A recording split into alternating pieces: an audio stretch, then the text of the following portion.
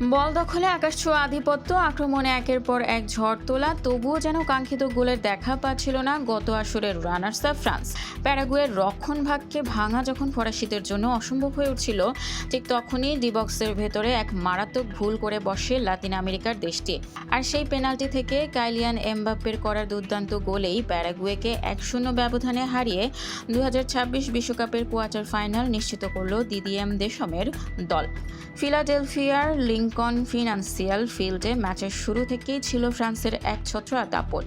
পুরো ম্যাচে প্রায় 80% সময় বলের দখলে নিজেদের পায়ে রেখেছিল ফরাসিরা। তবে প্যারাগুয়ের জমাট রক্ষণের কারণে বক্সের ভেতর খুব বেশি সুযোগ তৈরি করতে পারছিল না এমবাপ্পেরা। প্রথমার্ধ শেষ হয় গোল-শূন্য সমতাতেই। দ্বিতীয়ার্ধেও আক্রমণের ধারা বজায় রাখে ফ্রান্স। অবশেষে ম্যাচের 67 মিনিটে আসে সেই ভাগ্য নির্ধারণী মুহূর্ত। ড্রিবল করে বক্সে ঢুকে পড়া বদলি ফুটবলার ডিজায়ার দুয়েকে ফাউল করে ফেলে দেয় প্যারাগুয়ের ডিফেন্ডাররা। প্রথম রেফারি সাড়া না দিলেও VAR মনিটর দেখে পেনাল্টির সিদ্ধান্ত দেন তিনি। 70 মিনিটে স্পট কিক থেকে ঠান্ডা মাথায় গোল করে ফ্রান্সকে লিড এনে দেয় কাইলিয়ান এমবাপ্পে। চলতি বিশ্বকাপে ফরাসি অধিনায়কের এটি 7ম গোল, যা যৌথভাবে লিওনেল মেসির সাথে সর্বোচ্চ। একই সাথে বিশ্বকাপে নিজের 18তম গোল করেন এমবাপ্পে। 20 গোল নিয়ে তার সামনে আছেন কেবল মেসি।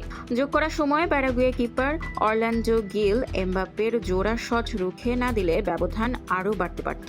শেষ 8-এর লড়াইয়ে এবার মরক্কোর মুখোমুখি হবে ফ্রান্স।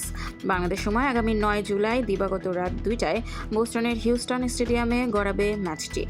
স্পোর্টস ডেস্ক, খোলা কাগজ, ঢাকা।